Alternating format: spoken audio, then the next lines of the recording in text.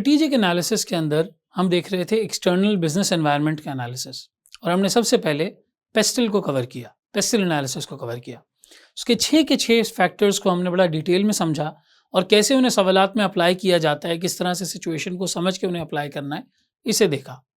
अब हम अगला मॉडल या अगली थ्योरी डिस्कस करते हैं जो बिजनेस एनवायरनमेंट को एनालाइज करने में हेल्प करती है और एक कंपनी को ये डिसीजन मेकिंग में हेल्प करती है कि आया जिस प्रोडक्ट में वो काम करना चाहते हैं या जिस सेगमेंट में वो काम करना चाहते हैं उसका बिजनेस आउटलुक या एक्सटर्नल बिजनेस एनवायरनमेंट कैसा नजर आ रहा है। अगला मॉडल जो हमारे पास इस काम को करने के लिए मौजूद है that is basically porters 5 forces. Michael porter ये बहुत ज़्यादा एक जीनियस बिजनेस मैनेजमेंट राइटर और थियरी पे जो है वो लिखने वाला बंदा था। इन्होंने एक और मॉडल दिया है that is called porters 5 forces. Normally students की अपनी अर्लियर स्टडीज़ को लेकर अगर आपने कभी इस तरह का कोई चीज़ पहले पढ़ी है तो एक अंडरस्टैंडिंग बनी होती है कि ये कंपटीशन को जो है वो स्टडी करता है। बात सही है, एक तरीके से हम इसके अंदर कंपटीशन वाला एलिमेंट देखते हैं, लेकिन नॉट कम्प्लीटली जो है वो ये बात सही है, कम्प्लीटली ऐसा नहीं है। अगर मैं जिस्ट या बिल्कुल क्रक्स की बात करूँ ना कि पोर्टर्स 5 फोर्सेस के अंदर हम देख क्या रहे होते हैं, तो हम प्राइमरली इस बात को असेस कर रहे होते हैं कि एक कंपनी अगर किसी बिजनेस को स्टार्ट करती है या एक पर्टिकुलर प्रोडक्ट में काम करती है तो क्या वो अबव एवरेज प्रॉफिट्स कमा सकेगी या वो एक नॉमिनल से कमोडिटाइज प्रॉफिट के ऊपर खड़ी होती है। सर ये क्या बात की आपने, मैं आपको इसकी एक एग्जांपल देता हूँ। आपने अपने अतराफ में, अपने शहर में, मुल्क में, कस्बे में, जहाँ भी आप रहते हैं, आपने वहाँ पे पॉपकॉर्न वाला ज़रूर देखा होगा। एक शख्स जो छोटे से ठिये के ऊपर एक सिंपल बेसिक सी जगह के ऊपर अपनी पॉपकॉर्न की छोटी सी एक सेटअप लगा के बैठा हुआ है। आप उसके पास जाएं जी 50 रुपए का, 60 रुपए का, 100 रुपए का, 150 रुपए का आपको पॉपकॉर्न का पैकेट मिल जाएगा। अब ये काम ऐसा है जो सब कर रहे हैं, बहुत सारे लोग कर रहे हैं, सबसे मुराद बहुत सारे लोग कर रहे हैं। हर शॉपिंग सेंटर के बाहर, मॉल के बाहर आपको इस तरह से कोई ना कोई शख्स मिल जाता है जो ऐसी ही कोई ना कोई चीज़ जो है वो बेच रहा होता है। सिंपल से स्नैक्स होते हैं, सस्ते से आप इन्हें परचेज कर सकते हैं। लेकिन क्या इस बिजनेस के अंदर कोई बहुत ज़्यादा अबव एवरेज प्रॉफिट है? नहीं, ऐसा नहीं है। अबव एवरेज प्रॉफिट नहीं है। एक नॉर्मल प्रॉफिट कमाया जा सकता है यहाँ पे, जैसे सब कमा रहे हैं।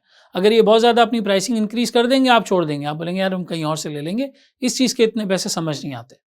तो जो कमोडिटाइज्ड बिजनेसेस होते हैं, कमोडिटाइज का मतलब जिसमें बहुत ज़्यादा डिफरेंस नहीं क्रिएट करनी है, जैसे चावल का, दालों का, करियाने का बिजनेस है, आप इन बिजनेसेस के अंदर देखें कोई बहुत ज़्यादा अबव एवरेज प्रॉफिट नहीं होता। एक करियाने की दुकान, ग्रोसरी स्टोर सिंपल सा आपके इलाके के अंदर ऑपरेट कर रहा है, वो होलसेलर से एक चीज़ ले रहा होगा, मिसाल है 80-85 रुपए की, आपको दे रहा होगा मिसाल है 100 रुपए की। ठीक है, तो ये पर्टिकुलरली बड़ा सिंपल सा जो है वो स्ट्रक्चर होता है, सिंपल सा जो है वो एक तरीकाकार होता है, लोग इस तरह के बिजनेसेस को ऑपरेट करते हैं। ये कमोडिटाइज्ड बिजनेसेस होते हैं। यहाँ पे बहुत ज़्यादा अबव एवरेज प्रॉफिट आप नहीं कमा सकते, बहुत ज़्यादा इसकी जो है वो क्वांटिटी होती है, बहुत लोग इसमें काम कर रहे होते हैं, कस्टमर के पास चॉइसेस वगैरह बहुत ज़्यादा होती हैं। 5 फोर्सेस हमें ये समझने में हेल्प करता है कि क्या जिस बिजनेस को हम करने जा रहे हैं वहाँ पे हम कोई अबव एवरेज प्रॉफिट कमा सकेंगे, कोई बेहतरीन प्रॉफिटेबिलिटी क्रिएट कर सकेंगे, या जिस तरीके से बहुत सारे लोग ऑपरेट कर रहे हैं एक नॉमिनल से प्रॉफिट के ऊपर, हम भी उसी तरीके से इसमें ऑपरेट करेंगे। 5 फोर्सेस हमें ये समझने में हेल्प करता है। तो ये प्राइमरीली जहाँ आपके एक्सटर्नल एनवायरनमेंट के अंदर दूसरे प्लेयर्स को अंडरस्टैंड करने के लिए है, वहाँ पे ये इस बात को समझने के लिए भी है कि आप किसी इंडस्ट्री के अंदर अबव एवरेज सुपर प्रॉफिट्स कमा सकते हैं या नहीं कमा सकते। अब यही पॉपकॉर्न वाले की एग्जाम्पल आप ले लें, आपने उस शख्स को देखा जी नॉमिनल सी, लेकिन अगर इसी बिजनेस का थोड़ा सा तरीका चेंज कर दिया जाए, क्या किया जाए जी, आप एक मुनासिब सा अच्छा गुड लुकिंग सा स्टोर खोलते हैं, छोटा सा, कोई वहाँ पे सेटिंग वेटिंग देने की ज़रूरत नहीं है, छोटा सा एक मुनासिब सा अच्छा एक स्टोर खोलते हैं, लेकिन आपके पास कुछ फ्लेवर्स आ जाते हैं, कुछ वैरायटी आ जाती है, आप उसके अंदर कोई थोड़ी बहुत इनोवेशन कर देते हैं। आपके जो पॉपकॉर्न्स हैं वो बाकी नॉमिनल जो इस तरह के ठिये होते हैं या हॉकर वगैरह होती हैं उनसे काफ़ी डिफरेंट है। आपने उसके अंदर कोई फ्लेवर ऐड कर दिया, कोई इनोवेशन ऐड कर दी, कोई थीम्स ऐसे बना दी, मसाले अलग कर दिए, सॉसेस अलग कर दी, सो ऑन सो फोर्थ, कोई भी चीज़ हो सकती है। आप फ्राइज़ की एग्जांपल ले लें, पॉपकॉर्न की एग्जांपल ले लें, बेसिक स्नैक्स की एग्जांपल ले लें, वॉफल्स की एग्जांपल ले लें। तो अगर आपने इसके अंदर कोई इनोवेशन डाल दी, कोई इस तरीके के जो है वो फैक्टर्स डाल दिए कि अब लोग अट्रैक्ट हो रहे हैं उसको परचेज करने के लिए, अब यहाँ पे आप प्रीमियम प्राइसिंग चार्ज कर सकते हैं और एक अबव एवरेज प्रॉफिट जो है वो कमा सकते हैं। इन्वेस्टमेंट बेशक ज़्यादा होगी, लेकिन प्रॉफिटेबिलिटी इतनी होगी कि वो नॉर्मल बिजनेस के आरओआई से ज़्यादा आरओआई आपको जो है वो प्रोवाइड करेगा। अब इस बात का जवाब कि आप क्या इस बिजनेस के अंदर अबव एवरेज प्रॉफिट कमा सकते हैं या नहीं कमा सकते, इसका जवाब मिलता है पोर्टर्स की 5 फोर्सेस की इस थ्योरी को या इस मॉडल को समझने के बाद। तो आए ज़रा अब इसको वन बाय वन देखने की कोशिश करते हैं। टोटल 5 फोर्सेस के अंदर हमारे पास, जैसा कि नाम सजेस्ट करता है 5 फोर्सेस, हमारे पास 5 चीज़ें यहाँ पे जो है वो अवेलेबल है। वो 5 चीज़ें कौन कौन सी हैं? सबसे पहले आ जाता है हमारे पास bargaining power of the customer. अभी मैं सिर्फ नाम लिस्ट कर रहा हूँ, फिर वन बाय वन हम इन फैक्टर्स को डिटेल में देखेंगे। नंबर 2 पे हमारे पास आता है bargaining power of the supplier. इसे बायर पावर, सप्लायर पावर भी कहा जाता है। Bargaining power of customer, bargaining power of supplier भी यहाँ पे जो है वो कहा जाता है। तो बार्गेनिंग पावर कस्टमर की कैसी है, बार्गेनिंग पावर सप्लायर की कैसी है, ठीक है। इसके बाद आपके पास आ जाता है कंपेटिटिव राइवलरी। कंपेटिटिव राइवलरी, आपस में जो प्लेयर्स हैं उनके बीच में कैसी राइवलरी है, कैसा कंपटीशन है। फिर आ जाता है आपके पास न्यू एंट्रेंट्स, कि नए लोग कैसे इसके अंदर जो है वो एंटर हो सकते हैं। और फिर पांचवी चीज आ जाती है सब्सटीट्यूट्स, कि आप जिस प्रोडक्ट में काम करने की बात कर रहे हैं उसके कौन से सब्सटीट्यूट्स इनके पास जो है वो अवेलेबल है।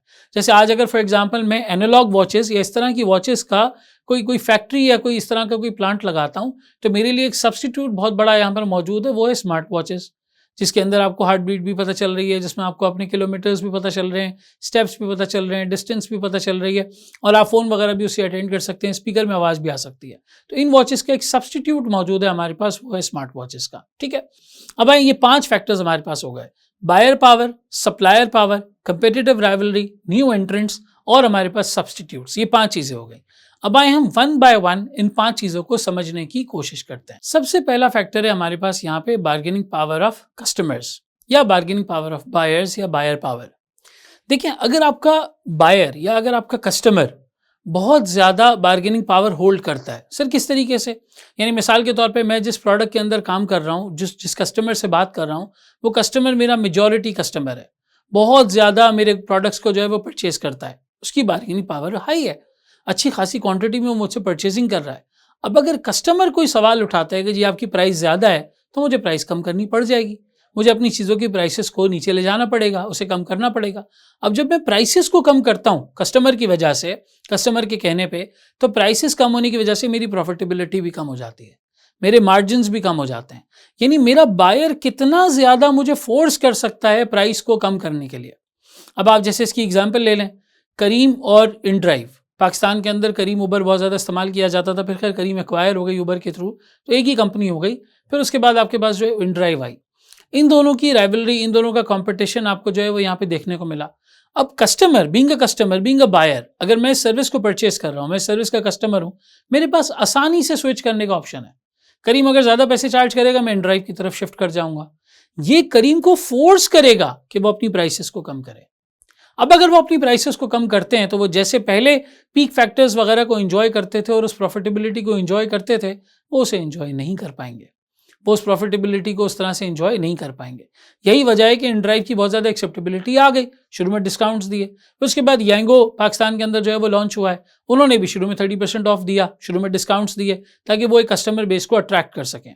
तो अगर आपका कस्टमर ऐसा है कि वह ईजिली आपके प्रोडक्ट को छोड़ सकता है, या वो आपका बहुत बड़ा बायर है, तो आपका नुकसान हो जाएगा कि जी ये मेरा मेजॉरिटी कस्टमर है, या प्रोडक्ट की क्वालिटी से और डिलीवरी के टाइम से उसे बहुत ज़्यादा कोई सरोकार नहीं है, वो मतलब कोई बहुत ज़्यादा हाई क्वालिटी प्रोडक्ट नहीं देख रहा, एक नॉर्मल सा प्रोडक्ट देख रहा है, जैसे मैंने पॉपकॉर्न की, फ्राइज़ की, स्नैक्स की आपको एग्जांपल दी। बहुत ज़्यादा बेसिक प्रोडक्ट अगर वो देख रहा है, उसे क्वालिटी से बहुत ज़्यादा लेना देना नहीं है, बहुत ज़्यादा जो है वो डिलीवरी की टाइमिंग से लेना देना नहीं है, ठीक है 1 दिन में आ जाए, 2 दिन में आ जाए, 3 दिन में आ जाए, कोई मसला नहीं है, हम वेट कर लेंगे, रुक जाएंगे। ऐसा बायर आपको फोर्स करेगा प्राइसेस को गिराने के ऊपर, कि नहीं जी आप जो है वो इसकी प्राइसेस कम करें, वरना जो है वो मैं इसको जो है वो नहीं परचेस करता। ऐसा बायर जब कंपनी को फोर्स करता है कि आपने अपनी प्राइसेस को कम करना है, वहाँ कंपनी बहुत ज़्यादा अबव एवरेज प्रॉफिट्स नहीं कमा सकती। कंपनी को ये अंडरस्टैंड करने की ज़रूरत है कि मेरा कस्टमर कितना पावरफुल है, मेरा कस्टमर दूसरों के पास जा सकता है या नहीं जा सकता। यहाँ पे सब्स्टिट्यूट प्रोडक्ट की बात नहीं हो रही है, यहाँ पे सब्स्टिट्यूट सर्विस प्रोवाइडर या प्रोडक्ट प्रोवाइडर की बात हो रही है।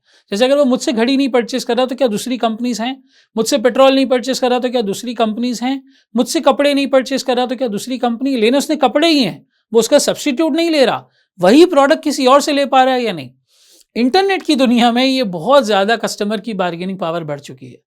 अगर एक प्रोडक्ट आप अपनी वेबसाइट पे लगाते हैं, हज़ारों वेबसाइट्स पे वो प्रोडक्ट लगे हुए हैं, दुनिया भर में जो है वो चीज़ें cross border, cross country deliver हो जाती हैं।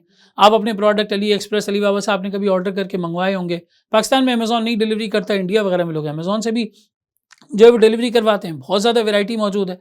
अब यहाँ आपका कस्टमर हो गया बार्गेनिंग पावर में स्ट्रॉन्ग, क्योंकि अगर वो एक नॉर्मल मिसाल के तौर पे कोई टूल किट परचेस कर रहा है, कोई स्क्रू ड्राइवर टाइप की कोई चीज़ परचेस कर रहा है, कोई और इस तरह की चीज़ परचेस कर रहा है जिसमें बहुत ज़्यादा क्वालिटी का इंटेक नहीं है, और उसने जाके अमेज़न के ऊपर अगर ऑर्डर करना है और आप कह रहे हैं कि जी मैं अबव एवरेज प्रॉफिट कमाऊंगा, मैं इसको जो है वो महंगा बेचूंगा, वो शिफ्ट कर जाएगा दूसरे सप्लायर की तरफ, दूसरे प्रोडक्ट प्रोवाइडर की तरफ वो शिफ्ट कर जाएगा। उसकी बार्गेनिंग पावर वहाँ स्ट्रांग है, वो आपकी प्राइसिंग को बहुत सारों की प्राइसिंग से मैच कर सकता है, देख सकता है। लेकिन इसी इंडस्ट्री में आईफोन जो है वो अबव एवरेज प्रॉफिट्स कमाता है, क्योंकि उस फोन ने जो अपनी पोजिशनिंग की है, जो स्टेटस सिंबल बनाया है अपने आप को, जिस तरह की मार्केट में उसकी स्टैंडिंग है, लोगों को उसकी लेट डिलीवरी भी बर्दाश्त नहीं है। भाई लॉन्च हो थोड़े टाइम में हमारे पास हो, जो लोग अफोर्ड कर सकते हैं, लॉन्च हो थोड़े टाइम में हमारे पास हो। उसकी क्वालिटी, फीचर्स, चीज़ें, स्टेटस सिंबल, जिस तरीके का पर्सोना उस फ़ोन का बन चुका है, जिस तरीके का ऑरा उसने क्रिएट किया है एनवायरनमेंट के अंदर, पर्सोना क्रिएट किया है, उसकी वजह से लोग नहीं इंतज़ार करते, वो प्राइसिंग देने के लिए तैयार होते हैं। वहाँ कस्टमर बार्गेनिंग पावर में स्ट्रांग नहीं है, वहाँ कस्टमर लाइन में लग जाता है, खड़ा हो जाता है, इंतज़ार करता है कि जी मेरा नंबर आए, मैं इस फ़ोन को जो है वो परचेस करूँ। इसी तरीके से जो बड़े ज़बरदस्त फैशन अपैरल ब्रांड्स हैं पाकिस्तान में, आप देखें खाड़ी है, जे डॉट है, जब इन जगह आइडियाज़ है, गुल अहमद का, जब इन जगहों पे सेल लगती है, लोग घंटों घंटों स्टोर के बाहर इंतज़ार करने के लिए तैयार होते हैं कि नहीं जी स्टोर खुलेगा, पहले हम एंटर होंगे, पहले हम इस सेल की चीज़ को जो है वो हासिल करेंगे। क्यों ऐसा क्यों है? बिकॉज वहाँ पे प्रोडक्ट इतना बेहतरीन है, प्रोडक्ट की वो सिचुएशन है कि कस्टमर को उसका ऑल्टरनेट इतनी आसानी से मिल नहीं रहा, कोई और जो है वो प्रोवाइडर मिल नहीं रहा, कोई और कंपनी नहीं मिल रही जो इस तरह की चीज़ जो है वो प्रोवाइड कर सके या इस लेवल की चीज़ जो है वो दे सके। तो वहाँ पे कस्टमर बहस नहीं करता कि प्राइस नीचे लेकर आओ, कस्टमर सब्जी वाले से बहस करता है क्योंकि वो कमोडिटाइज्ड है, बहुत लोग बेच रहे हैं, तो वो कंपेरिजन करता है, शिफ्ट कर जाता है, उधर बार्गेनिंग पावर कस्टमर की बहुत हाई है।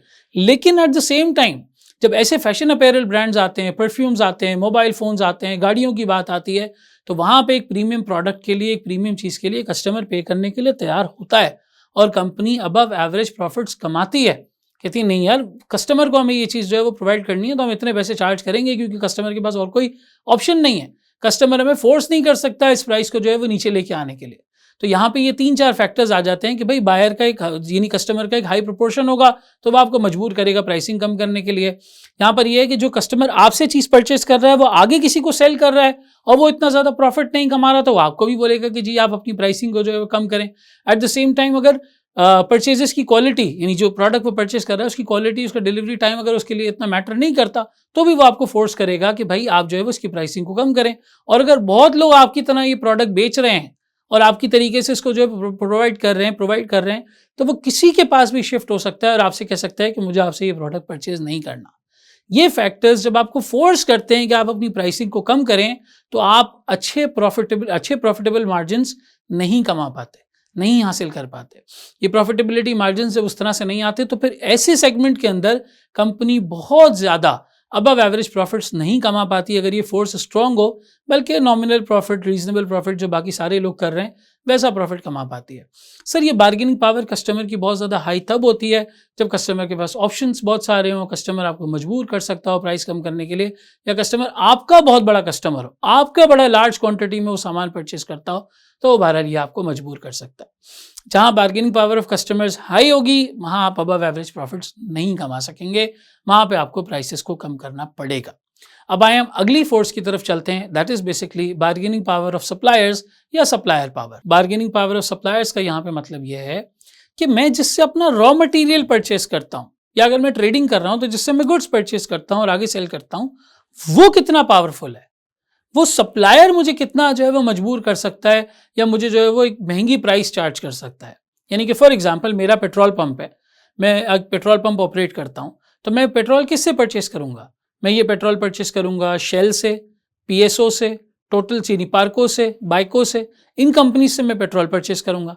अब अगर मैं इन कंपनी से पेट्रोल परचेस कर रहा हूँ, तो क्या मेरे पास कोई और बहुत बड़ा ऑप्शन है? नहीं यार, बस ये 3-4 लोग ही हैं जिनसे आप पेट्रोल परचेस कर सकते हैं। अगर आपको पेट्रोल पंप चलाना है तो फिर ये 3-4 जो है वो एवेन्यूज़ ही हैं, इससे ज़्यादा आपके पास ऑप्शंस अवेलेबल नहीं है। अब अगर वो एक पर्टिकुलर प्राइस आपको चार्ज कर रहे हैं, तो आपको उसके साथ जीना है।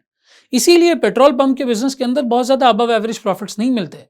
पेट्रोल पंप में आप 2 ही तरीके से पैसे कमा सकते हैं, या तो आप बहुत ही ज़्यादा वॉल्यूम में पेट्रोल को बेचें, वॉल्यूम तब आता है जब आदमी अब चोरी नहीं कर रहा, सही तरीके से अच्छा रिफ्यूल कर रहा है चीज़ों को और लोगों को जो है वो उस पर रिलायंस आ रही है, कंफर्ट आ रहा है, वो पेट्रोल पंप पे लोग बार बार रिपीटेडली जाएंगे।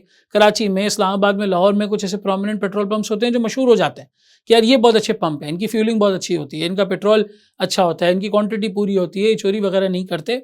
एक ये थोड़ा सा अल्लाह खैर करे, लेकिन पाकिस्तान में एक कल्चर है पेट्रोल पंप पे थोड़ा बहुत पेट्रोल को ऊपर नीचे करने का। लेकिन कहने का मकसद ये कि इतनी ज़्यादा अबव एवरेज प्रॉफिट्स नहीं बनाए जा सकते, बहुत थिन सा मार्जिन होता है।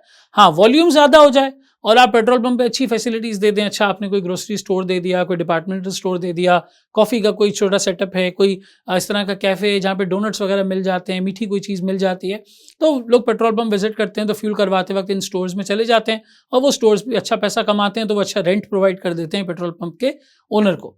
बहरहाल ये दो ही तरीके होते हैं, लेकिन इनको परचेज किससे करना है? इन्हीं 3-4 कंपनी से करना है। अब ये 3-4 कंपनीज जो अमाउंट कहेंगी, जो प्राइस कहेंगी, जो उनकी कॉस्टिंग बनती है, उस एतबार से वो बहरहाल ये लोग जो है वो चार्ज करेंगे, क्योंकि बहुत ज़्यादा ऑप्शंस इनके पास नहीं है।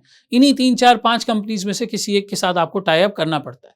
तो मैं जिससे अपना रॉ मटेरियल परचेज कर रहा हूँ, वो रॉ मटेरियल परचेज करने वाला अगर अकेला है या बहुत थोड़े हैं, तो वो फिर वो अपने पावर को एक्सरसाइज करेंगे, वो अपने पावर को एक्सरसाइज करेंगे और बहुत ज़्यादा मुझे डिस्काउंट्स वगैरह नहीं देंगे। ज़ाहिर है मेरे पास इतने ऑप्शंस ही नहीं है, तो मुझे उनको जो है वो मैं उनको डिस्काउंट के लिए मजबूर नहीं कर सकता कि मैं किसी और के पास चला जाऊँगा या मैं फलां के पास चला जाऊँगा। तो बहरहाल आपको उस मजबूरी में उनका फैसला मानना पड़ता है। सर इसकी एक और एग्जाम्पल ले लें। इसकी एक और एग्जाम्पल ये बनती है कि टेक्नोलॉजी के प्रोडक्ट्स में, IT के प्रोडक्ट्स में सिलिकॉन चिप्स इस्तेमाल होती हैं। ये सिलिकॉन चिप्स सेमीकंडक्टर चिप्स कहलाती हैं। सेमीकंडक्टर चिप्स का जो प्लांट है वो बहुत ही महंगा लगता है, अरबों डॉलर का सिर्फ ये एक प्लांट लगता है। और दुनिया में सबसे ज़्यादा सेमीकंडक्टर चिप्स 1 या 2 ताइवानी कंपनीज हैं जो सबसे ज़्यादा इसको प्रोड्यूस करती हैं। उन्हीं कंपनीज से लोगों को सिलिकॉन चिप्स जो है वो परचेज करनी पड़ती हैं। उसके अलावा कोई जो है वो सिलिकॉन चिप्स को नहीं बनाता दुनिया भर में। अब वो सिलिकॉन चिप्स की प्रीमियम प्राइसिंग चाहें तो चार्ज कर सकते हैं, हम कुछ भी नहीं कह सकते। वो सप्लायर हैं, उनको सिलिकॉन चिप्स चाहिए, हमें सिलिकॉन चिप्स चाहिए अपना प्रोडक्ट बनाने के लिए, वो सप्लायर हैं, they can charge a good amount for it. अब अगर उन्होंने एक अच्छा अमाउंट चार्ज कर लिया तो मेरी तो कॉस्ट इंक्रीज हो गई ना। अब अगर मेरी कॉस्ट इंक्रीज हो गई तो मैं आगे अपने प्रोडक्ट को महंगा नहीं बेच पा रहा। अगर मैं इतना महंगा नहीं बेच पा रहा तो मेरी प्रॉफिटेबिलिटी है, मेरा मार्जिन थिन हो जाएगा। अगर तो मेरा सप्लायर की बार्गेनिंग पावर स्ट्रांग है और मैं महंगा परचेस कर रहा हूं और मेरा जो कस्टमर है उसकी बार्गेनिंग पावर स्ट्रांग नहीं है, मैं महंगा बेच पा रहा हूं, तो मेरा अबव एवरेज प्रॉफिट्स होंगे। लेकिन अगर सप्लायर भी पावरफुल है और कस्टमर भी पावरफुल है तो मैं खरीद भी महंगा रहा हूं और बेच सस्ता रहा हूं, बीच में मेरा जो मार्जिन है वो इतना ज़्यादा हेल्दी या वो इतना ज़्यादा अच्छा नहीं होता। तो जहां सप्लायर की बार्गेनिंग पावर स्ट्रांग हो वहां भी अबव एवरेज प्रॉफिट्स कमाना या लोगों को आउटवे करके, दूसरे कंपेटिटर्स को आउटवे करके प्रॉफिटेबिलिटी में आगे बढ़ना, ये इतना आसान नहीं होता। ये हमारा दूसरा फैक्टर हो गया। तीसरी चीज़ आ जाती है हमारे पास कंपेटिटिव राइवलरी या कंपटीशन इन द इंडस्ट्री। आइए इसको देखते हैं। कंपटीशन या राइवलरी का यहाँ पे मतलब ये है कि जिस प्रोडक्ट में या जिस बिजनेस में हम काम कर रहे हैं, ऐसे और कितने कंपेटिटर्स हैं जो इस चीज़ में काम कर रहे हैं, ऐसे और कितने लोग हैं, कितनी कंपनीज हैं, कितने सर्विस या प्रोडक्ट के प्रोवाइडर्स हैं, सप्लायर्स हैं जो इस पूरी चीज़ के अंदर जो है वो काम कर रहे हैं। अगर बहुत सारी कंपनीज मौजूद हैं, प्रोडक्ट के अंदर कोई बहुत ज़्यादा डिफ्रेंसिएशन लाने का रूम मौजूद नहीं है, बहुत ज़्यादा आप कोई इनोवेटिव या डिफरेंट काम नहीं कर सकते, जो सब कर रहे हैं उसी तरीके से आपने जो है वो चलना है। कंपटीशन में कितने लोग हैं, कितनी सारी कंपनीज हैं, कितना राइवल है, कितना स्टिफ है कंपटीशन, कितना ज़्यादा जो है वो इंटेंस है इनके दरमियान। अगर ये फोर्सेस हाई होती हैं तो फिर आपको कस्टमर को एक्वायर करने के लिए, अपना सामान बेचने के लिए प्राइस कम करनी पड़ती है। अगर बहुत सारे लोग एक चीज़ के प्रोवाइडर हैं तो फिर आपको प्राइसेस कम करनी पड़ेंगी, और जब आप एक कम प्राइस पर ऑपरेट करेंगे तो आप अबव एवरेज प्रॉफिट्स नहीं कमा सकते। सर इसकी आप एक बहुत छोटी सी एग्जांपल ले लें। आप गोल्ड परचेज करने कभी अगर जाएं, गोल्ड या सिल्वर परचेज करने जाएं, तो जो मार्केट्स होती हैं इसमें बहुत सारी दुकानें होती हैं, बहुत सारी शॉप्स होती हैं। अब गोल्ड के अंदर ज़्यादा से ज़्यादा कोई डिफ्रेंसिएशन नहीं लेके आ सकते। 21 कैरेट, 18 कैरेट, 22 कैरेट, 24 कैरेट, ये 3-4 ग्रेड्स हैं। इन्हीं ग्रेड्स के अंदर जो है कुछ दुकानें मशहूर हो जाती हैं कि जी वो ईमानदार हैं, झूठ नहीं बोलते, कोई मसला नहीं आता उनकी चीज़ों के अंदर। लेकिन इसके अलावा कोई बहुत ज़्यादा इनोवेशन या बहुत ज़्यादा बड़ा काम इसके अंदर नहीं कर सकते। डिज़ाइन कोई भी कॉपी कर सकता है। आप ज्वेलरी की कोई भी डिज़ाइन क्रिएट करें, आपने दुकान में उसको रखा, फलाना कंपटीशन का बंदा आएगा, कस्टमर बन के आके तस्वीर लेके चला जाएगा या देख के चला जाएगा। 8-10 दिन की बात है, वो भी ऐसा डिज़ाइन बना लेंगे। कोई इसमें ऐसी मसले वाली बात नहीं है, इतनी ज़्यादा डिफ्रेंसिएशन नहीं है। तो फिर इस तरह के जो बिजनेसेस हैं वो बहुत ही थिन मार्जिन पे काम कर रहे होते हैं। बहुत अबव एवरेज प्रॉफिट बनाना या अबव एवरेज चीज़ों को जो है वो मनूवर करना इनके लिए इतना ज़्यादा जो है वो आसान यहाँ पे नहीं रहता।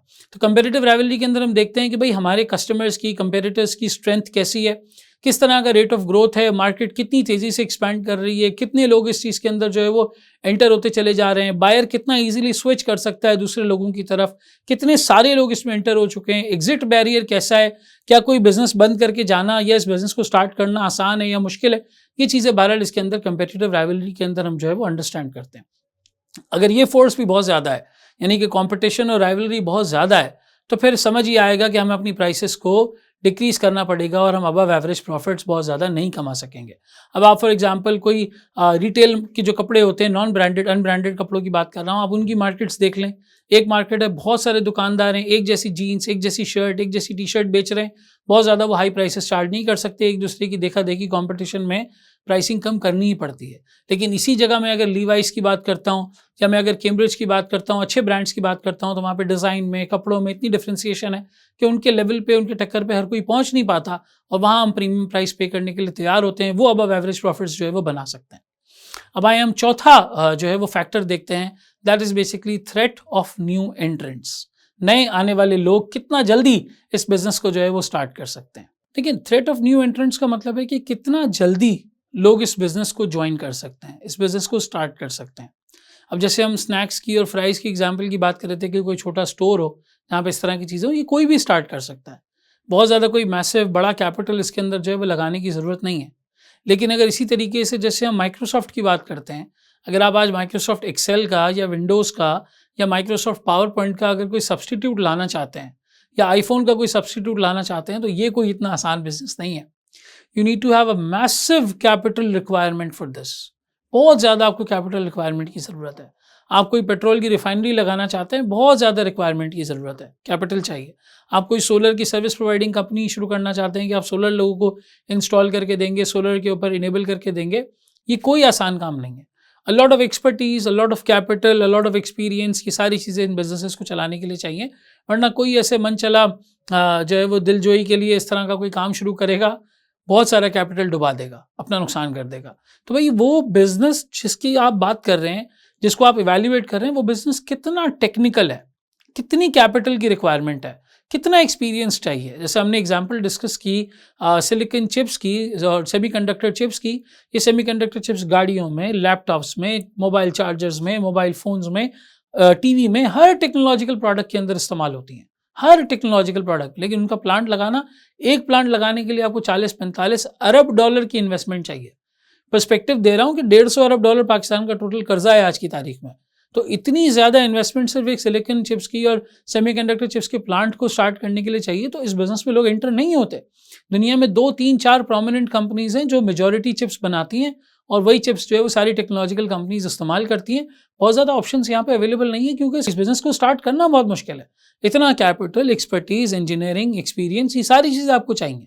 तो यहाँ पे आप अबव एवरेज प्रॉफिट्स बना सकते हैं क्योंकि हर कोई एंटर नहीं हो सकता। लेकिन जहाँ ऐसा बिजनेस है कि कैपिटल कम चाहिए, एक्सपर्टीज कम चाहिए, हर कोई एंटर हो जाएगा, वहाँ कंपटीशन बहुत बढ़ेगा, वहाँ राइवलरी बहुत ज़्यादा बढ़ेगी, वहाँ मार्केट फोर्सेज ऐसी होंगी कि कस्टमर एंजॉय करेगा। अच्छा ठीक है, इसके प्राइसेस कम है, इससे परचेस करते हैं, फिर उसको देख के दूसरा प्लेयर अपनी प्राइसेस को जो है वो कम करेगा। अगर किसी मार्केट में न्यू एंट्रेंट्स का आना बहुत आसान है, स्विच करना कस्टमर का एक सप्लायर से दूसरे सप्लायर के ऊपर, एक कंपनी से दूसरी कंपनी के ऊपर स्विच करना आसान है, वहाँ पे अबव एवरेज प्रॉफिट्स नहीं बनाए जा सकते। और फिर आखिरी फैक्टर हमारे पास 5 फोर्सेस के अंदर आ जाता है, वो सब्सटीट्यूट्स। आपके प्रोडक्ट के कितने सब्सटीट्यूट्स अवेलेबल हैं कस्टमर के पास, वो कैसे दूसरे सब्सटीट्यूट्स पे शिफ्ट कर सकता है। अगर उसके पास ऑल्टरनेट्स और सब्सटीट्यूट्स अवेलेबल हैं तो फिर वहाँ भी एक अबव एवरेज प्रॉफिट बनाना या एक बड़े वॉल्यूम में चीज़ को सेल करना, बड़ी सेल्स, बड़े रेवेन्यूज अचीव करना इतना आसान नहीं होता। क्योंकि आप अगर प्राइसेस कम नहीं करेंगे, आप डिस्काउंट्स नहीं देंगे, तो फिर आपका कस्टमर सब्सटीट्यूट की तरफ शिफ्ट हो जाएगा। और अगर आपके प्रोडक्ट का कोई सब्सटीट्यूट है ही नहीं, जैसे माइक्रोसॉफ्ट एक्सेल की बात कर लें, ठीक है गूगल शीट्स वगैरह है लेकिन लोग एक्सेल ज़्यादा यूज़ करते हैं, सब्सटीट्यूट नहीं है तो लोग पे करने के लिए तैयार हैं। कंपनीज पे करती हैं, माइक्रोसॉफ्ट ऑफिस का लाइसेंस वगैरह परचेज करती हैं, क्योंकि ऐसा प्रोडक्ट, इतनी एक्सेप्टेबिलिटी, इतना ज़्यादा वाइड यूजेज और इतनी ज़्यादा यूज़र फ्रेंडलीनेस उनको एज सच किसी और के अंदर नज़र नहीं आती। मानने वालों का ये कहना है कि जी गाड़ियों में रोल्स रॉयस का कोई सब्सटीट्यूट ही नहीं है, जैसी गाड़ी रोल्स रॉयस बनाता है कोई भी नहीं बनाता, तो लोग पे करने के लिए तैयार हैं और वो अबव एवरेज प्रॉफिट्स कमाते हैं। वो एक हेल्दी मार्जिन जो है वो चार्ज करते हैं वो इस तरह के प्रोडक्ट के ऊपर। बहुत ही नीश मार्केट, फोकस्ड मार्केट, कम वॉल्यूम लेकिन बहुत ही ज़्यादा मैसिव अमाउंट और मैसिव प्रॉफिट्स इनके इस चीज़ को लेकर जो है वो होते हैं, ठीक है। तो कहने का मकसद ये है कि जितने सब्सटीट्यूट्स, जितने ऑल्टरनेट्स एक प्रोडक्ट के अवेलेबल होंगे, उतनी ज़्यादा वहाँ पर जो है वो चॉइसेस होंगी कस्टमर के पास, और आप अबव एवरेज प्रॉफिट्स वहाँ पे जो है वो नहीं कमा सकते। इस पूरी चीज़ को अगर सम अप करूँ तो एक ऐसा बिजनेस जहाँ पे आप बहुत ही डिफरेंट और इनोवेटिव काम कर रहे हैं, कस्टमर उसको पसंद भी कर रहा है, आपके जैसे और कंपेटिटर्स नहीं हैं, आपके सप्लायर्स भी आपके साथ इतना ज़्यादा जो है वो प्राइस चार्ज नहीं करते, और आपके प्रोडक्ट के सब्स्टिट्यूट्स भी नहीं हैं, तो आप एक अबव एवरेज प्रॉफिटेबिलिटी कमा सकते हैं।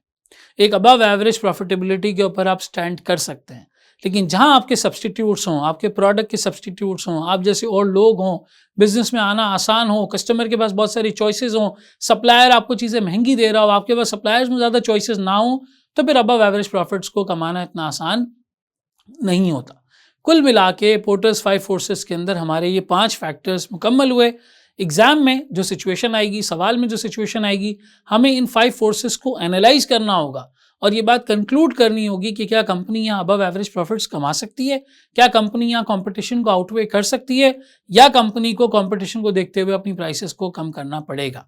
ठीक है, तो ये पूरी पोर्टर्स 5 फोर्सेस की हमारे पास जो है वो 5 फैक्टर्स थे। अब आइए देखते हैं कि इनको सवालात में किस तरीके से अप्लाई किया जाता है।